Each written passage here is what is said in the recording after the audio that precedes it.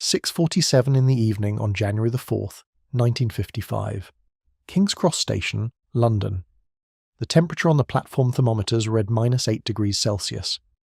Snow had been falling since mid-afternoon, and now, as the evening rush reached its peak, something far worse than the weather was about to happen. The signal box went dark. Not partially. Not a flickering malfunction that the duty technician could trace to a single failed component. Every electric signal board north of the Thames, every indicator lamp, every relay switch that governed train movement in and out of King's Cross, all of it, gone, simultaneously. At the precise moment when the blizzard outside intensified from heavy snowfall into a near whiteout, 2,000 passengers were waiting on the platforms.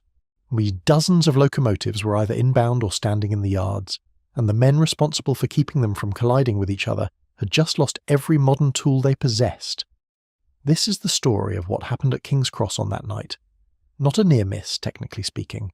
No derailment, no collision, no formal disaster that earned its own public inquiry. But the events of January the 4th, 1955, revealed something the railway modernisers of the post-war era did not want to examine too closely. When the systems they had spent millions of pounds installing finally failed, the only thing standing between order and catastrophe was a group of men who still remembered how railways ran before electricity. The 1950s was supposed to represent a new kind of British railway. British railways, formed through nationalisation in January 1948, had inherited a patchwork of Victorian infrastructure, wartime damage, and equipment that in some cases predated the First World War. The Modernization plan, announced in January 1955, ironically the same month as the King's Cross crisis, promised to transform all of that: new diesel and electric traction, centralised traffic control, modern signalling systems replacing the mechanical block instruments that dated to the 1880s. King's Cross was, by 1955, one of the most electrically sophisticated stations in Britain. The signal cabin at the north end of the station controlled approach movements through a panel of relay interlocking equipment installed in the late 1940s. Relay interlocking was considered a significant advance. Instead of the signalman physically pulling heavy mechanical levers to move points and signals, he operated a small switch on an illuminated track diagram. The equipment did the rest. Faster, less physically demanding, and theoretically more reliable than the old mechanical systems. Theoretically. What the designers of relay interlocking equipment had not fully accounted for was the specific combination of severe cold, heavy electrical load, and the particular kind of moisture that a blizzard drives horizontally through every gap in a Victorian station roof. The relays themselves were enclosed, but the cabling that fed them ran through conduits laid decades earlier. The junction boxes at platform level were not designed for the temperatures recorded on January the 4th. Ice formed inside the conduit runs. The resistance in the circuits changed. The relays began misreading their own state, reporting points as set when they were frozen halfway, showing lines as clear when the track circuits were giving ambiguous readings. At 6:43, the duty signalman, Frank Hadley, noted his first anomaly. A track circuit indicator on the approach from Holloway was cycling between occupied and clear in a pattern that made no operational sense. A locomotive was either there or it was not. Hadley called the Holloway box. The locomotive was there. The circuit was lying. At 6:45, two more anomalies appeared on separate sections of the diagram board. At 6:47, the main panel lost power entirely. The room was lit only by the emergency battery lamps bolted above the desk, 4 small bulbs throwing yellow light over a dead track diagram, and a very quiet Frank Hadley. He had approximately 2 minutes to make a decision before the first inbound express, the 1740 from Edinburgh, approached the outer home signal. Hadley was 51 years old and had worked King's Cross signal boxes since 1926. He had qualified as a signalman under the old mechanical system, passed through the transition years, and retrained twice as the electric equipment was phased in. He was not a man who romanticised the old methods, but he knew them. He picked up the telephone, battery-powered, unaffected by the panel failure, and called the Holloway box in one direction and the Copenhagen Junction box in the other. His message to both was direct: all movements to stop immediately, no train to pass the outer home signals until further instruction. Emergency single line working was not yet in operation, but nothing was moving either. Then he called the station master's office. The station master that evening was Deputy Station Master Ronald Cartwright, the senior man on shift. Cartwright arrived in the signal cabin at 6:52. He later described what he found as Hadley sitting in the dark, working 3 telephones simultaneously and writing in a paper block with a torch tucked under his chin. That description understates what Hadley was actually doing. He was reconstructing the state of the entire approach layout from first principles, or using only telephone reports from boxes up the line and his own memory of where every movement had been when the panel died. He was doing, in his head and on a paper notepad, what the relay interlocking panel had been doing electronically. And he was doing it accurately enough that when Cartwright asked him where every locomotive currently stood, Hadley gave him a list of 9 positions without hesitation. 7 of the 9 were confirmed correct. The other 2 were close enough to prevent any unsafe movement. Outside, the blizzard was not cooperating with anyone's plans. The temperature had dropped to -11 by 7 in the evening. Snow was accumulating on the running rails at a rate that the track gangs, working by lamplight in the platforms, could not clear fast enough. Points froze in the closed position, or worse, froze in a partly open position that made them unreliable for routing. The approach tracks from Finsbury Park were carrying drifts of up to 30 centimetres in the 6-foot way between the rails.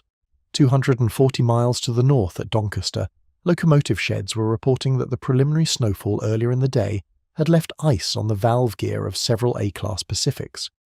The locomotives were capable of running, but their crews were reporting sluggish valve movement that would affect performance on the climb through the tunnels.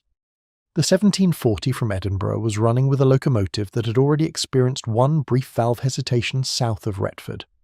That locomotive was A1 class number 6112, named Kenilworth, and she was driven by driver William Moss of Copley Hill Shed, Leeds. Moss had been driving Pacific since 1938. He knew what a hesitant valve felt like, and he did not like what he was getting from 6112 on the descent through Potter's Bar. He eased her back. The 1740 arrived at the Hadley imposed stop at the outer home signal of King's Cross at 7:13, 14 minutes late. Moss later wrote in his incident report that he had been applying brakes progressively for the previous 3 miles because the rail conditions in the cutting north of Finsbury Park were the worst he had driven on since the winter of 1947. He stopped. He waited. He had no way of knowing that the signal box ahead of him was operating without electricity. The procedure that Hadley and Cartwright now implemented was not improvised, and it existed in the British Railways Working Timetable Regulations, Section 14, Emergency Working Procedures, subsection on Total Signalling Failure. Most signalmen knew it existed. Very few had needed to apply it in a major terminus during the evening peak. It required, in summary, the following: all signals left at danger, all movements authorised by written pilotman instruction, every locomotive movement accompanied by a responsible person on foot with a red lamp, a time interval of not less than 5 minutes between any 2 movements on the same line, and a verbal confirmation protocol between all signal boxes via telephone before any movement was authorised. It was, in short, how railways had operated in 1880, with one significant difference. In 1880 there had been a fraction of the traffic volume. King's Cross, in January 1955, was handling dozens of scheduled departures per hour during the evening peak, plus the freight movements through the adjacent goods lines, plus locomotive positioning movements in and out of Top Shed, the locomotive depot at the north end of the station. Cartwright had to make immediate decisions about what to cancel, what to delay, and what to attempt to run. He cancelled everything not yet arrived at the station. 7 outbound scheduled departures were suspended. Passengers already on platforms were told, without details that would cause panic, that there was a temporary delay of undefined length. He kept 4 inbound movements alive, including Kenilworth and the 1740, because those locomotives were already at or near the outer home signal with passengers aboard in sub-zero conditions. Leaving them standing in a blizzard on an exposed approach track was not a humane option. Getting them in, however, required walking men out into the cutting in those conditions with handheld lamps. The men who did that were the platform staff, the shunters, and 2 volunteers from the permanent way gang who happened to be on shift. They went out in pairs. The conditions in the cutting north of the station were, by all later accounts, severe. Wind speed was estimated at 35 miles per hour. Visibility was measured in meters. The snow was wet enough to freeze to clothing immediately. Each pair carried a red lamp and a green lamp. They walked the line section forward of each stopped locomotive, confirmed the track was clear, then displayed the green. The locomotive moved forward to their position. They repeated the process.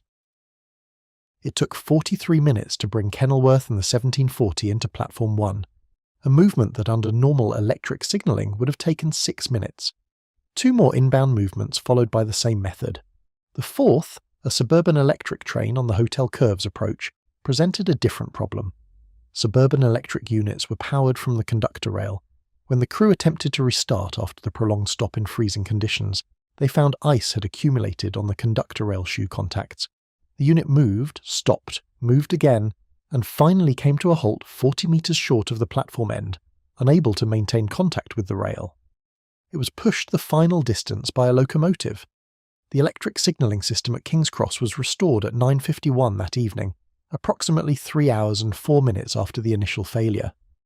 British Railways engineers who examined the relay interlocking equipment the following morning identified 17 separate relay failures, all of which could be traced to the cold-moisture combination that had affected the cabling conduits. The immediate technical fix was straightforward: condensation drainage improvements, better sealing on the junction boxes, a modified relay specification that would tolerate lower operating temperatures. These were implemented across the affected installations over the following months. The operational lessons were more complicated. The official incident report, filed by Cartwright and countersigned by the district operating superintendent, noted that the emergency working procedures had been applied correctly and effectively. It credited Hadley specifically for his immediate and accurate mental reconstruction of the approach layout. It noted that no collision, derailment, or injury had occurred. What the report did not dwell on, what no official document of the period dwelt on, was the implication that ran beneath the entire incident. The emergency had been managed because Frank Hadley was 51 years old and had learned railways before the relay interlocking panel existed. He knew the procedures in Section 14 not as an abstraction, but as a living memory of how the job was done when there was no panel to rely on. The men then coming through the signalling grades were younger, trained from the beginning on electric equipment. The relay panel was not a supplement to their knowledge, it was the foundation of it. If the failure had occurred 10 years later, with Hadley retired and replaced by men who had never operated anything but the electric diagram, the arithmetic of that January night would have looked very different. William Moss brought Kenilworth into Platform 1 at 7:56. He shut her down, climbed down from the footplate, and stood for a moment on the platform. The platform was crowded with passengers who had been waiting for up to 90 minutes. Some of them looked at him with something between relief and anger. He understood both reactions. He later told a colleague that what struck him as he stood there was not the delay or the cold or the difficulty of the run south. It was the red and green lamps of the walking guides, barely visible through the snow in the cutting. 2 men on foot in a blizzard, guiding a 450-ton express locomotive through the dark at walking pace. Nothing had failed in what they were doing. It was old and it was slow and it was uncomfortable, but it worked. The Modernization plan proceeded. British Railways continued its investment in electric signalling, diesel traction, and centralised control. These were correct decisions. The network needed modernisation and got it. The relay interlocking failures of that winter were addressed and did not recur at the same scale. But January the 4th, 1955 remained, in the records of King's Cross Station, a particular kind of entry. Not a disaster, not a near miss, something harder to categorise. A night when a modern system failed completely, and an older system carried in the memory of one man and the legs of a handful of walking lampmen held everything together until the electricity came back. Frank Hadley retired from British Railways in 1963. He had worked in signal boxes for 37 years, his service record noted in the standard format satisfactory performance throughout. It was a considerable understatement. The blizzard cleared by the following morning. January the 5th was cold but bright.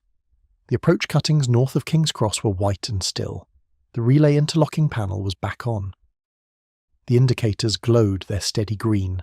Somewhere in the equipment room below the cabin, 17 repaired relays sat in their housings, cleaned and resoldered, ready to do their job. They did not know, and could not know, that they had already failed once. That was perhaps the defining characteristic of modern systems. They did not carry their failures forward as memory, they simply reset. The men who had covered for them did,